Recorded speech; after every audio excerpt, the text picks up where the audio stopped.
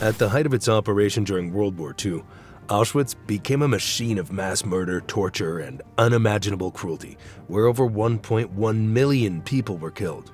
But everything started to fall apart in early 1945. Auschwitz didn't start off as a death camp. It actually began as a regular prison, mainly for Polish people who were seen as threats to the Nazis. After Germany invaded Poland in September 1939, it took over large parts of the country. Southern Poland, where the town of Auschwitz was located, was one of the areas the Nazis controlled. They changed the town's name to Auschwitz, and they thought it was the perfect place to set up a concentration camp. The location was chosen for a few reasons. First, it was far from the eyes of the world, hidden in rural Poland. Second, it was well connected by railroads, which made it easy to bring in prisoners from different parts of Europe. Third, there were already some old army barracks there, so the Nazis didn't have to start from scratch. In May 1940, Rudolf Höss was chosen to be the camp's first commandant.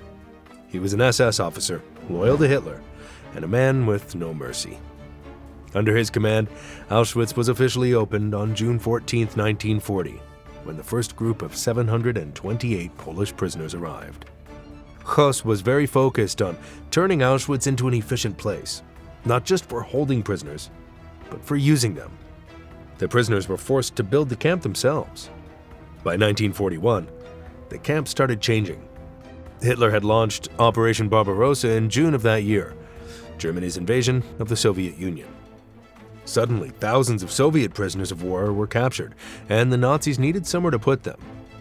Auschwitz quickly became a holding ground for these Soviet soldiers. Over 15,000 Soviet POWs were brought to Auschwitz between 1941 and 1942. Around the same time, the Nazis began planning something far more terrifying. The final solution, their plan to wipe out all Jews in Europe. This was decided during a secret meeting in January 1942, called the Wannsee Conference, but preparations had started earlier. Auschwitz was chosen as a key location for mass extermination. In October 1941, construction began on a new part of the camp called Auschwitz Birkenau, located about 2 miles from the main camp. This new section was massive. It was designed specifically for mass murder. It had huge gas chambers, underground rooms where people were killed using Zyklon B gas, and crematoriums to burn the bodies. While Birkenau was being built, the Nazis tested the killing process. In August 1941, they carried out the first gassing using Zyklon B on a group of about 600 Soviet POWs and 250 sick Polish prisoners. The gas, originally meant for killing lice, worked well for murder. The test was considered a success by Nazi standards, and that became the method used in the Holocaust. By 1943, Auschwitz had grown into a huge complex of over 40 subcamps spread across the region. Rudolf Höss had stepped down briefly, replaced by Arthur Liebehenschel, but the killing continued just the same. Höss returned in 1944 to oversee the deportation and murder of Hungarian Jews, some of the most intense killing operations of the Holocaust.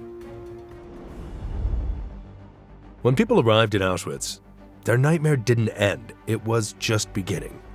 Most of them had been packed into cattle cars for days, sometimes even a week without food, water, or toilets. People got sick, some died along the way, but when the train finally stopped, nobody really knew what was going to happen. They were unloaded onto a platform called the ramp. At first, this ramp was outside the original Auschwitz I camp, but later a new one was built right in Auschwitz Birkenau in 1944. This made it easier for the Nazis to carry out mass selections faster. People didn't get a trial or even a question. They were looked up and down. Babies, young kids, pregnant women, the elderly, and anyone who looked weak or sick were sent to the left. That meant death. Healthy men and women who looked strong enough to work were sent to the right. But that didn't mean they were safe. Those sent to the left were told they were going to take a shower. It was all a lie. The Nazis were masters at deception. The gas chambers were made to look like bathhouses. Some even had fake shower heads on the ceiling. People were told to undress, leave their belongings in a pile, and remember where they put their clothes. because they were told they'd come back after disinfection. These victims were led into a large sealed room. The doors were slammed shut. And then from a small opening in the ceiling or side wall, the SS dropped in Zyklon B. It took around 15 to 20 minutes for everyone to die. People screamed, clawed at the doors, and climbed on top of each other in a desperate fight for air. The strongest always died last, on top of a pile of bodies. The walls were scratched and the floors were covered in blood, feces, and vomit. These scenes happened every single day. After the gas cleared, a special group of prisoners, known as the Sonderkommando, had to go inside. They were usually Jewish men, chosen by the SS to do this horrible work. They had no choice. If they refused, they were shot on the spot. The Sonderkommando were forced to remove the dead bodies, shave their heads, and pull out gold teeth. Some of the women's hair was later used to make textiles. The gold teeth were melted down and collected for the Reich. The bodies were then dragged to crematoriums, massive ovens where the corpses were burned day and night. The smell of burning flesh filled the air around Birkenau. People in nearby towns claimed they didn't know what was going on, but the thick smoke and smell made it almost impossible to ignore. There were 4 large crematorium buildings at Birkenau: Crema 2, 3, 4, and 5. Each one had underground gas chambers and furnace rooms. In total, the gas chambers at Auschwitz Birkenau could kill up to 6,000 people per day when running at full capacity. The Nazis tried to keep all of this hidden. The Sonderkommando weren't just used for cleanup, they were part of the cover-up. They were never allowed to speak or escape. Every few months, the SS would murder the entire Sonderkommando group and replace them with new prisoners. This way, there would be no witnesses. Still, some of them managed to document what was happening. A few wrote down their experiences and buried the notes near the crematoriums in secret. These notes were found years later and became vital proof of the horrors. In October 1944, a group of Sonderkommando fought back. They blew up Crematorium 4 using gunpowder smuggled in by women prisoners who worked in munitions factories. The SS crushed the rebellion quickly, and most of the rebels were executed. But it showed that even in the darkest place on Earth, people still tried to resist. One of the most shocking things about the whole process was how organized it was. The Nazis kept lists, charts, and timetables. Trains ran on schedule. Selections were fast. People were treated like cattle. And all of this was carried out by human beings who often went home at night to their families, acting like it was just another job. The living conditions in Auschwitz were beyond horrible. Prisoners were crammed into wooden barracks, especially in Auschwitz II Birkenau. These buildings had no heating, no insulation, and barely any windows. Most of them were actually old horse stables. Each one meant to hold about 50 horses. But the Nazis shoved over 700 people into each building. There was no privacy, no space, and barely even any air to breathe. Inside, people slept on wooden planks, stacked 3 levels high. There were no mattresses, just rough wood. No pillows, no blankets. In winter, the cold was unbearable. The roofs leaked, the floors were muddy, the rats crawled everywhere. People often had to share a bunk with 2 or 3 others just to stay warm. If one person turned over at night, everyone else had to move too. The toilets were just open pits or concrete blocks with holes. Hundreds of people had to use them, and they were only cleaned once a day, or sometimes not at all. The smell, as you can imagine, was unbearable, and disease spread fast. There were no showers, and lice were everywhere. Many prisoners lost all their hair because of infection and itching. Food was a daily struggle. Prisoners were fed just enough to keep them barely alive. In the morning, they got a cup of bitter coffee or tea, sometimes made from grass or old herbs. At lunch, it was a thin soup, usually made from turnips or rotten cabbage, with maybe a piece of potato floating in it. In the evening, they got a small piece of black bread, often hard as a rock, and sometimes a spoonful of margarine or old sausage. And that was it for the whole day. The daily calorie intake was under 1,000 calories, while prisoners were forced to burn several times that amount through hard labor. Most people lost weight fast. Some died from starvation within weeks. Others developed diseases like typhus, tuberculosis, and dysentery, especially during winter. Medicine was almost never given, and doctors were only there for Nazi experiments, not to help. Violence from the guards was constant. SS officers and capos, prisoners given power over others, beat people for any reason, or for no reason at all. If you walked too slowly, you got hit. If you looked at a guard wrong, you got hit. If you collapsed from hunger, you got kicked or dragged away and never seen again. Every day started with roll call. Prisoners had to line up outside, even during snow or rain. And these roll calls would last for hours, sometimes from 4 a.m. until sunrise. People had to stand still the whole time. If one prisoner was missing, the roll call went on until that person was found, or until everyone was punished. Some people froze to death right there on the spot. Others collapsed and were shot. If a prisoner tried to escape, the punishment was even worse. The SS would hang the person in front of everyone, sometimes leaving the body for days as a warning. In other cases, if one person escaped, the Nazis would kill 10 random prisoners in retaliation. The work inside the camp was pure hell. Most prisoners were forced into 12 to 14 hours of hard labor every single day, no matter the weather. In winter, temperatures dropped below freezing. In summer, it was burning hot. People worked in fields, gravel pits, factories, or carried heavy stones. The worst jobs were in places like Bunia Monowitz. In Bunia, prisoners were pushed until they collapsed. Those who couldn't keep up were considered useless and sent to the gas chambers. This system was called extermination through labor. Basically, the Nazis used people like machines until they broke down, then killed them. One survivor, Primo Levi, worked in Bunia and later wrote that the only goal was to stay invisible, not to be noticed, because attention meant danger. Even drinking water or resting for 1 second could lead to a beating. The guards were not just cruel, they enjoyed causing pain. There was also a constant fear of the next selection. Even if someone wasn't killed upon arrival, they could be chosen later if they got sick, injured, or simply looked too weak. Every few weeks, SS doctors came to the barracks and made prisoners strip naked. Those who didn't pass inspection were marked for death. Hope barely existed. People who smiled or tried to help others were rare, and suicide was common. Some threw themselves on the electric fences. Others tried to walk into guard towers to get shot. For many, it seemed better than waking up to another day in hell. One of the darkest and most disturbing parts of Auschwitz was the so-called medical experiments.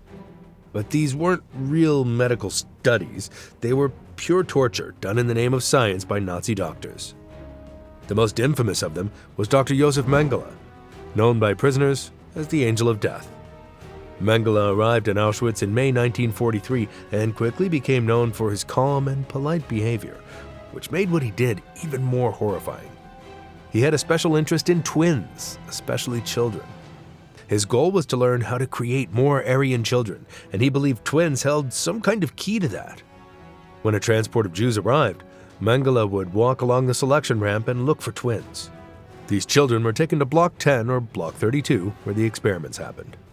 They were told they were lucky because they wouldn't be sent to the gas chambers. But what happened to them was usually worse.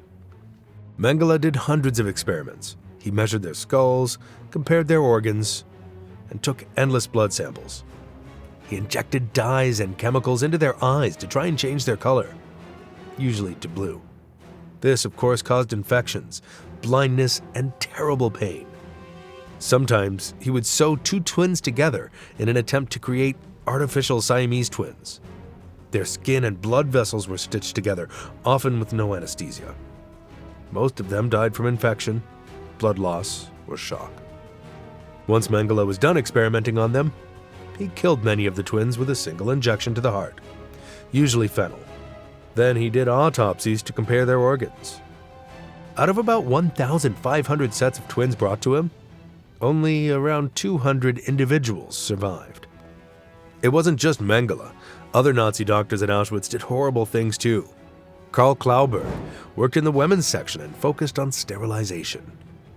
He injected strong chemicals into women's wombs to destroy their ability to have children. Many women suffered from burns, internal bleeding, and horrible infections. Some died within days. Others were left sterile for life. Another doctor, Horst Schumann, did experiments on men. He used X-rays to destroy their testicles, often without warning. Victims were told they were getting a medical checkup, but instead, they were left burned and sterile. Some were later killed so the Nazis could study the damage to their organs. Doctors also tested new drugs and vaccines. They infected prisoners with diseases like malaria, tuberculosis, and typhus, on purpose. Then they gave them different chemicals to see if they worked. Most didn't. The patients suffered greatly and were rarely cured. Surgeries were done without anesthesia. Some prisoners had their limbs cut off just to see how long they could survive or to compare healing. Others were forced into freezing rooms to test how long the human body could survive in cold temperatures. These tests were used to help German soldiers fight on the Eastern Front in the freezing Soviet Union. There were even experiments on burns and wounds. Some prisoners had their skin rubbed with chemicals to cause infections or open sores, just so Nazi scientists could test treatments. These treatments often just made things worse, not better. And almost none of the people used in these experiments survived. Those who did survive were often left with lifelong injuries, pain, and trauma. Auschwitz had a separate section just for women. Conditions here were just as bad, maybe worse. Women were forced to strip naked and stand for hours. Female SS guards were known for their cruelty. Pregnant women were usually killed right away. If a woman gave birth, her baby was taken and killed. Women were also used in medical experiments, especially those involving sterilization. One survivor, Olga Lengyel, recalled how newborn babies were drowned in buckets right in front of their mothers. By January 1945, the Soviet army was closing in on Auschwitz from the east. The Nazis knew the war was almost over, and they were desperate to hide what they had done. They began destroying anything that could be used as evidence. Documents were burned, crematoriums were blown up, and prisoners who knew too much were murdered. On January 17, 1945, the SS started what became known as the Death Marches. Around 56,000 prisoners were forced to leave Auschwitz and walk west toward other camps in Germany and Austria. The weather was freezing and most people didn't have shoes, coats, or food. Thousands died along the way, shot by guards, frozen to death, or simply too weak to continue. Those who couldn't walk were often shot on the spot. The roads were covered in snow and blood. Many people collapsed in the cold and were just left to die. These marches lasted for days, and very few made it out alive. When the Red Army finally reached Auschwitz on January 27, 1945, they found something horrible. About 7,000 prisoners were still there, sick, dying, and barely alive. The Soviet soldiers were shocked by what they saw. There were piles of dead bodies, rooms full of human hair, thousands of shoes, suitcases, eyeglasses, and even baby clothes. It was clear that something truly terrible had happened here. They also found the remains of the gas chambers and crematoriums, even though the Nazis had tried to destroy them. The evidence was still there. Survivors told their stories, and the world slowly began to understand the full horror of Auschwitz. After the war, the truth about Auschwitz shocked the world. In 1947, Rudolf Höss was captured, tried, and hanged near the crematorium at Auschwitz. Other SS officers were also tried and executed, but many escaped justice. Hundreds of SS guards, doctors, and workers simply disappeared or lived quiet lives. Some were even protected by other countries during the Cold War. In the following decades, survivors shared their stories. Museums were built. The camp was preserved as a memorial. The scars remain.